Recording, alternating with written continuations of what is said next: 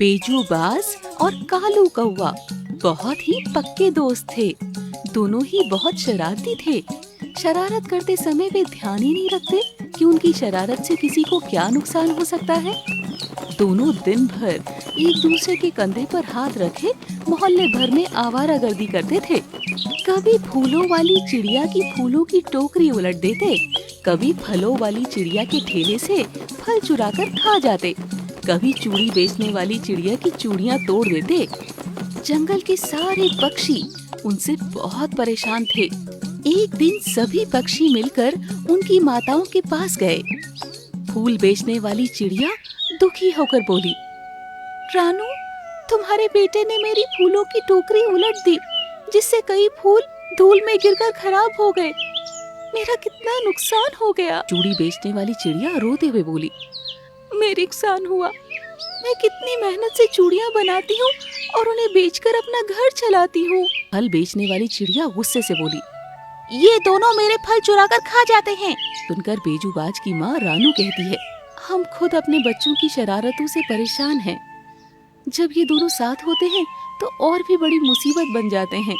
ये सुनकर कालू कौवे की माँ टीना कहती है, किसी तरह इन दोनों की दोस्ती तोड़वा दें तो हो सकता है इन्हें सुधारा जा सके, वरना तो इन पर हमारी डांट या मार का कोई असर नहीं होता। फूलों वाली चिड़िया मुस्कुरा कर कहती है, वाह, ये तो अच्छा आइडिया है। हम इनकी दोस्ती ही तोड़वा देते हैं। इसके लिए मेरे पास एक उपाय है। फूल बेचने वाली चिड़िया ने अपनी योजना सबको बताई। योजना अनुसार वे सभी पंडित तोताराम के पास पहुँचे। रानू ने परेशान होकर कहा, पंडित तोताराम, हम आपके पास सहायता मांगने आए हैं। कालू और बेजू को सुधारने के लिए हमें आपकी सहायता की आवश्यकता है। ओहो, उन बदमाशों को सुधारने के लिए तो मैं कुछ भी करूंगा। अब वो मेरे यजमानों को ये कहकर भड़काया करते हैं कि तोताराम पोंगा पंडित है। अरे तोताराम की भविष्यवाणी को तो ब्रह्मा भी नहीं काट सकते। तोताराम जी, हम सब जानते हैं कि आपकी भविष्यवाणियाँ सदा सच होती है। अब यही भविष्यवाणी प्रयोग करके हम दोनों दोस्तों के मन में एक दूसरे के प्रति शक का बीज डालना चाहते हैं। हाँ, और शक तो वो कैंची है जो किसी भी रिश्ते की मजबूत से मजबूत डोर को भी काट सकती है। फिर कालू और बैजू की दोस्ती की डोर कैसे नहीं कटेगी। अगले दिन से प्लान पर अमल किया जाने लगा।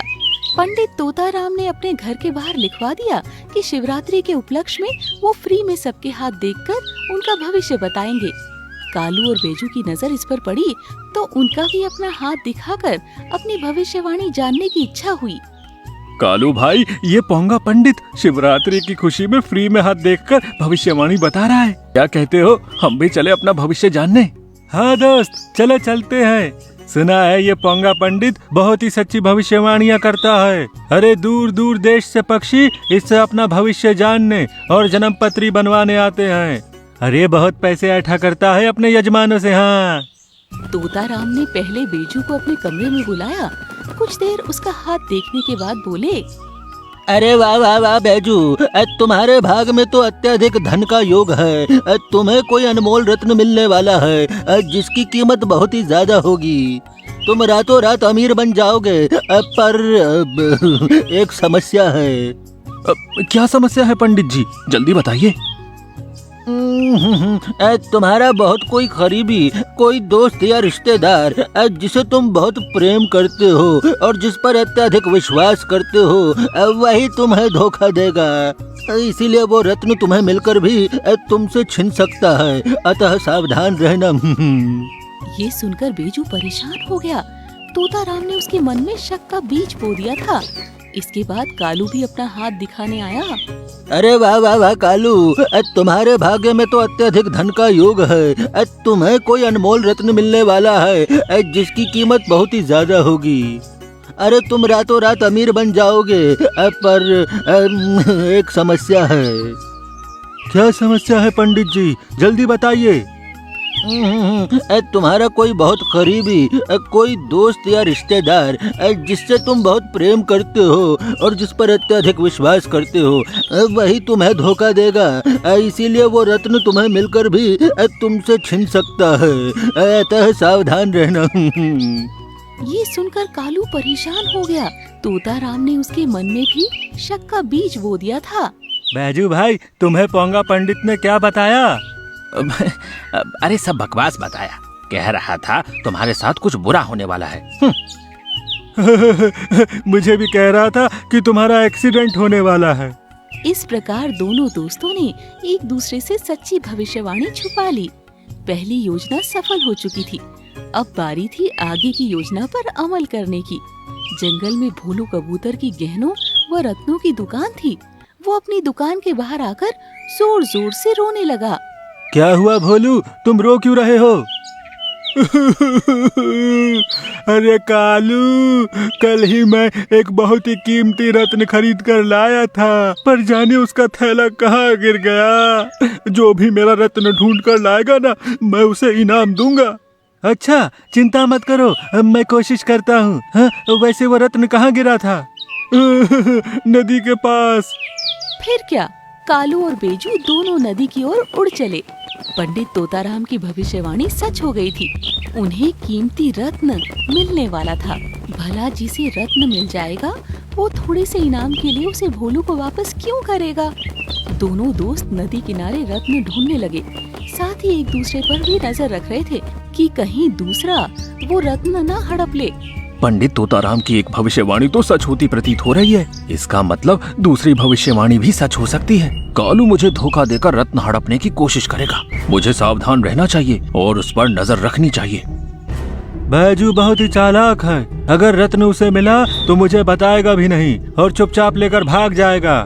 पंडित तोताराम की भविष्यवाणी जरूर सच होगी। अरे मेरा दोस्त ही मुझे धोखा देगा। हाँ, इत्तेफाक से कालू और बेजू दोनों की नजर एक काले थैले पर साथ पड़ी। दोनों उस पर झपटे। इसे मैंने पहले देखा था। नहीं, मैंने इसे पहले देखा था। अरे भाई, झगड़ा क्यों करना? चलो इसे बेचकर जो कुछ भी मिलेगा वो हम आपस में बराबर बांट लेंगे। हाँ ठीक है, कल सुबह होते ही हम दोनों शहर में जाकर इसको बेच देंगे। पर अभी रात हो रही है, अब इसीलिए मैं इसे अपने घर ले जाता हूँ। बैजू, क्यों ना हम इसे यहीं किसी पेड़ के नीचे गाड़ दें और कल सुबह निकाल के ले जाएं? क्यों, क्या तुम्हें मुझ पर भरोसा नहीं है? अरे भरोसा तो तुम्हें भी मुझ पर नहीं है, वरना तुम इसे रात भर के लिए मुझे ही रखने को दे देती। आखिरकार वहीं एक पेड़ पर निशानी लगाकर उन्होंने उसकी जड़ के पास वो रत्न गाड़ दिया। उनके जाने के बाद भोलू कबूतर, जो छुपकर उन्हें रत्न छुपाते हुए देख रहा था, वो अपना रत्न लेकर रात में ही चला गया। अगली सुबह दोनों दोस्त जल्दी से उस पेड़ के पास पहुँचे। पर ये क्या, वहाँ तो कोई रत्न नहीं था। ये क्या, वो रत्न कहाँ गया? अरे जरूर तुमने चुराया है। तोताराम ने सही कहा था कि मुझे रत्न मिलते मिलते मुझसे दूर हो जाएगा, क्योंकि मैं एक धोखेबाज दोस्त पर भरोसा करूंगा। हाँ। अच्छा, पर उस दिन तो तुम कह रहे थे कि पंडित ने तुम्हारे विषय में कुछ और ही भविष्यवाणी की थी।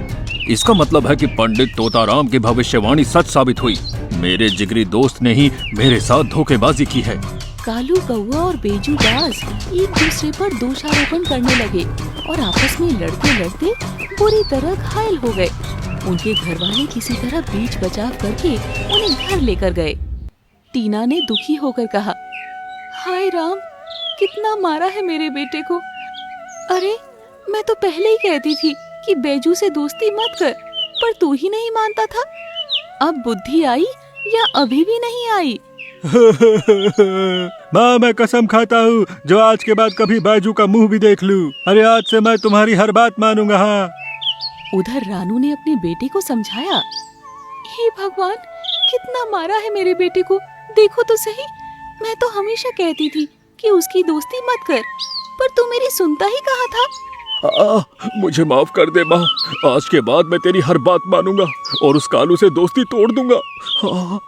उस दिन के बाद से कालू और बेजू ने एक दूसरे से बात करना छोड़ दिया। जंगल के सभी पक्षी इस बात से खुश थे कि अब वो किसी को परेशान नहीं करते थे।